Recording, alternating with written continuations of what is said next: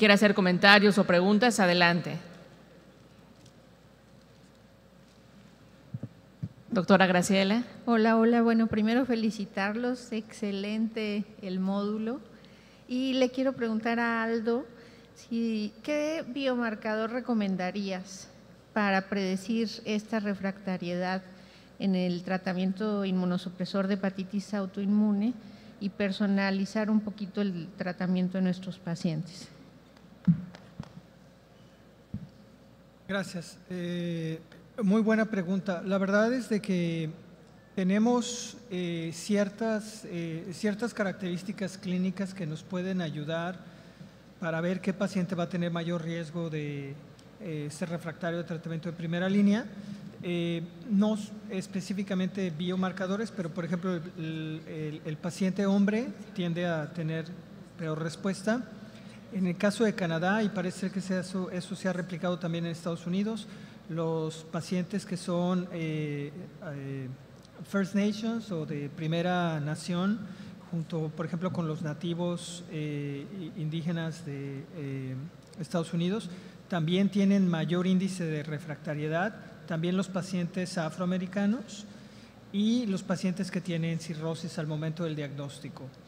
Hay algunos biomarcadores que pueden ser prometedores, por ejemplo en el caso de el grupo alemán en Hannover están analizando el uso de la inmunoglobulina G hiperreactiva, que al parecer también van a ayudar probablemente en el diagnóstico, porque hasta el momento no tenemos un solo marcador serológico que sea patognomónico para hacer diagnóstico de hepatitis autoinmune, por lo tanto tenemos que hacer biopsia, que parece ser prometedor, pero todavía no se ha utilizado en práctica clínica.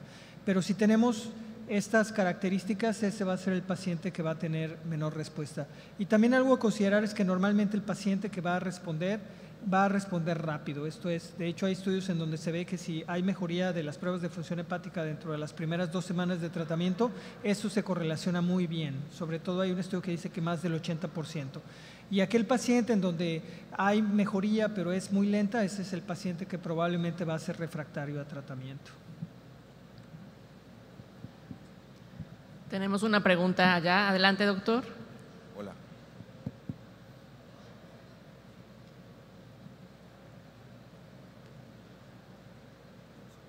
¿Pueden apoyarnos con el uso del micrófono, por favor?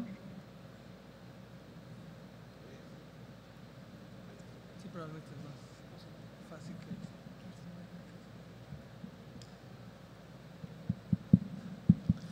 Hola, muy buenas tardes. Felicidades a todos por sus presentaciones.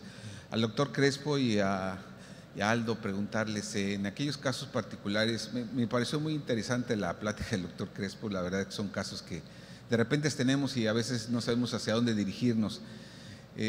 Paciente de 42 años con panel viral de hepatitis con antígeno de superficie positivo, 6,000 unidades, anticuerpos para virus de superficie negativos, anticore negativo, antígeno E y anticuerpo negativo. ¿Qué hacer con este paciente que tiene TGO de 90, TGP de 130, pero con un antimúsculo liso positivo? ¿Qué hacemos con estos pacientes?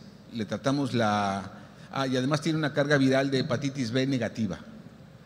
¿Qué hacemos con estos pacientes que tienen esta apariencia de ser una hepatitis autoinmune, pero es un portador aparentemente de un antígeno de superficie que no ha negativizado, asintomático solamente con elevación de transaminases? Bueno, es un caso realmente complejo, ¿no?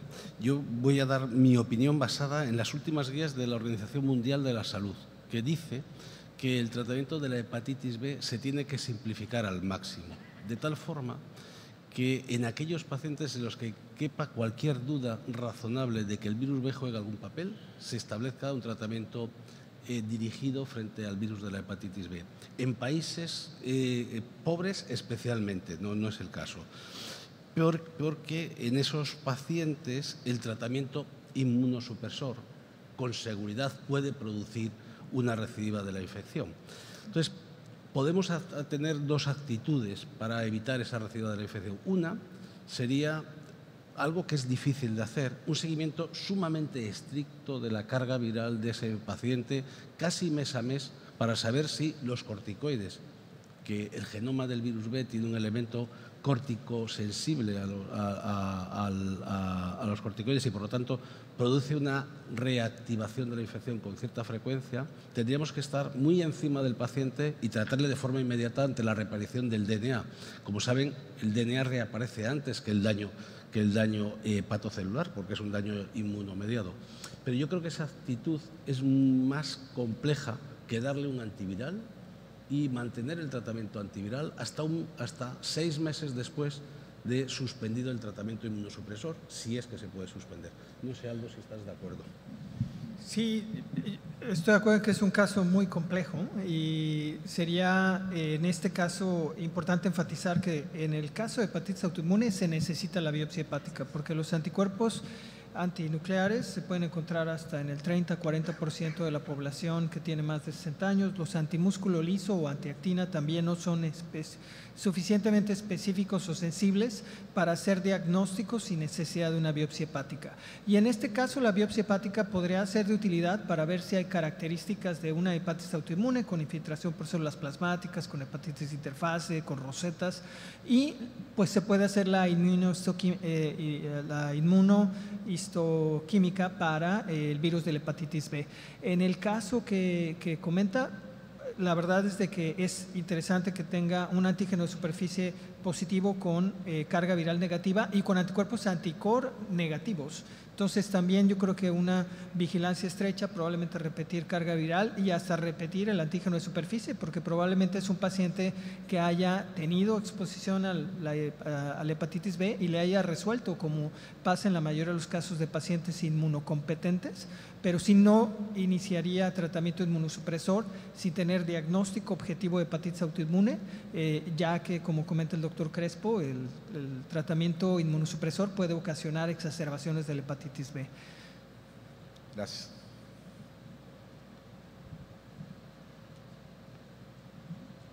Buenos días. Para el doctor Aldo Montaño, disculpe doctor, ¿existe algún perfil inmunológico o nivel de títulos de anticuerpos antinucleares que nos puedan predecir o vaticinar un paciente que se predisponga más a recurrencias? ¿Que tenga mayor riesgo de recurrencia? Sí. Sí, no existe como tal algún título de anticuerpos antinucleares. De hecho, en la práctica de manejo de adultos normalmente no seguimos los títulos de anticuerpos como para evaluar respuesta al tratamiento, solamente seguimos enzimas hepáticas, inmunoglobulina G.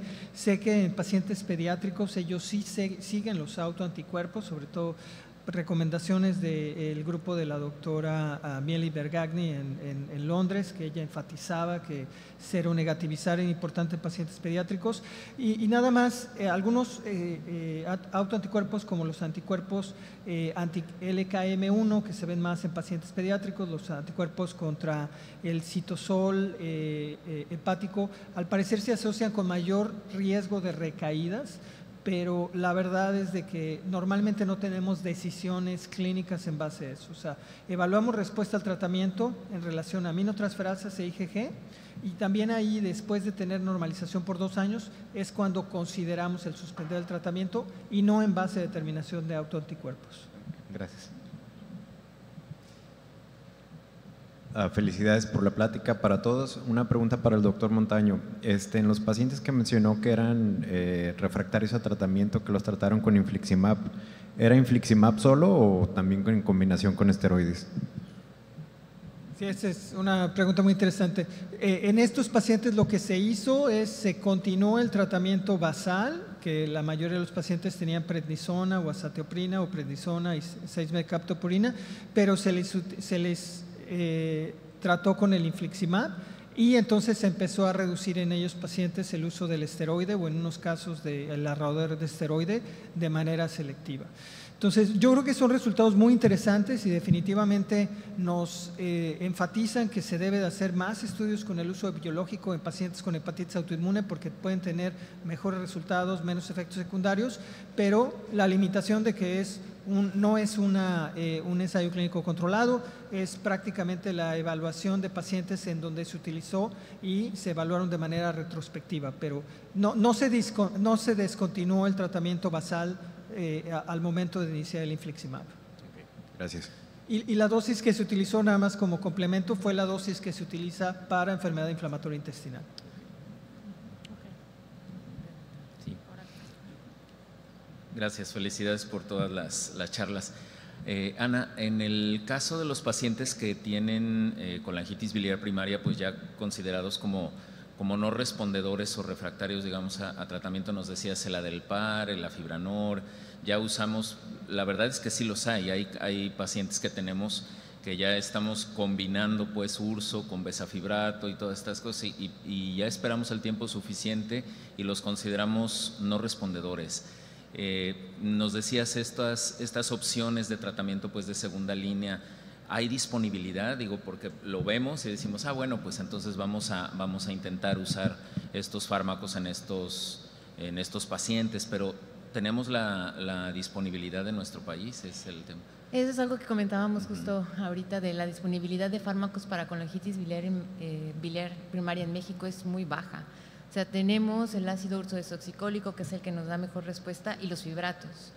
Pero OCA, por ejemplo, que al principio era muy prometedor y ahorita estamos viendo que no es tan conveniente para pacientes que tienen enfermedad hepática avanzada, que puede aumentar el prurito, ni siquiera ha llegado a México, ni siquiera lo hemos probado en México.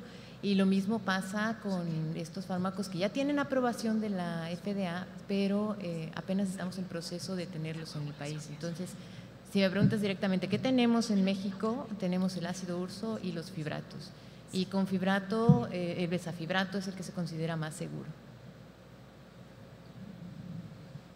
Buenas tardes, excelentes pláticas. Para el doctor Velarde, como usted comentó, las cirugías de urgencia, pues esas no pueden esperar.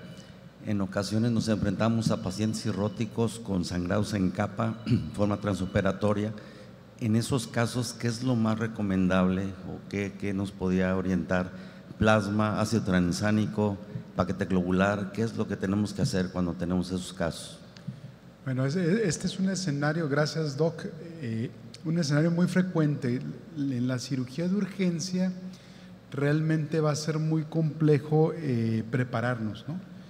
Y prepararnos idealmente con una prueba viscoelástica que al menos vamos a esperar 30 minutos a que le den lectura, más 30 minutos tal vez en tramitarla, ¿no? Si en algún momento tiene tromboelastografía, eso le va a guiar mucho mejor qué es lo que requiere el paciente. Si requiere concentrados de plaquetas, si requiere el paciente crioprecipitados o plasma, ¿no? El gran problema es que si nos guiamos por el INR, probablemente podamos encharcar al paciente solamente metiéndolo de volumen sin tener beneficio, porque tal vez lo que está alterado es la fuerza del coágulo. Entonces, yo entiendo esta parte, habrá momentos que tal vez la hemostasia local que ustedes utilizan en cirugía pueda ayudar un poco, ¿sí? Algunos polímeros de trombina o alguna otra cosa de estas, pero tal vez en el momento, si las plaquetas están bajas, menos de 50,000, ahí no hay duda, usted puede transfundir concentrados plaquetarios, ¿no? Si están arriba de 50,000, no tengo a la mano tromboelastografía o alguna otra prueba, pues probablemente sí tenga que estar combinando, y la determinación de fibrinógeno es muy barata en cualquier hospital. Entonces probablemente también con fibrinógenos de menos de 120 nanogramos, yo creo que ahí sí vale la pena hacer el soporte con crioprecipitados o algún otro hemodiderivado que tenga a la mano. Porque aquí también vamos de esta situación, ¿qué es lo que tengo a la mano en mi hospital o en mi centro hospitalario, en mi ciudad, en mi comunidad, ¿no? Lo ideal sería guiarnos con pruebas viscoelásticas. Yo sé que no en todos los lugares las tenemos disponibles, pero eso sería lo ideal para guiar una terapia de transfusión si es necesaria o no en el paciente. El problema es cuando está ahí, pero el ácido es puro transenámico por transa, creo, ¿no? O sea, creo que no es la mejor opción ni tiene una indicación real, aunque lo utilizan en muchas áreas de la cirugía. Yo entiendo, en el paciente que tiene una hemostasia compleja como el paciente con cirrosis, realmente no ha demostrado ninguna utilidad, ¿no? Y eso debe de quedar claro. Igual infundirles grandes cantidades de vitamina K, que eso lo hacíamos hace 20, 30 años, probablemente pues hoy día sabemos que es un gasto innecesario, ¿no? Y luego estar muy al pendiente, porque nos hemos dado cuenta en pacientes que tienen un INR ligeramente prolongado, que tienen plaquetas bajas de 70, 80 mil, pero que le hacemos una prueba viscoelástica y resulta que tienen más riesgo de trombosis que de sangrado, y luego los queremos saturar y resulta que el paciente en el postquirúrgico, y nos ha pasado con pacientes de ortopedia, por ejemplo, tienen un evento trombótico y lo que lo va a matar es el evento trombótico posterior y no tanto la hemorragia. Y no tenerle miedo, la hemorragia del paciente con cirrosis, la mayor proporción, 60-70%, son por hipertensión portal, y ahí no tiene que ver nada la hemostasia, es por hipertensión portal. Habrá un 30-40% dependiendo de las series que pueda sangrar de hemorragia no varicial, por ejemplo úlceras o alguna otra situación, ¿no? Pero hay que tener cuidado. Yo creo que sí. ¿Qué es lo que yo recomendaría? Y más si no tenemos todas las pruebas, trabajar de la mano con un hepatólogo o con un gastroenterólogo para que nos ayude al pie ahora sí que de la cama del paciente del quirófano, pre y post procedimiento, a que nos apoye, ¿no?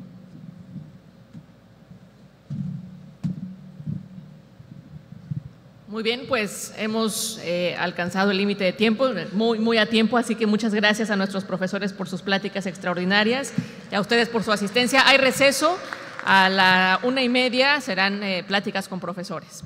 Gracias.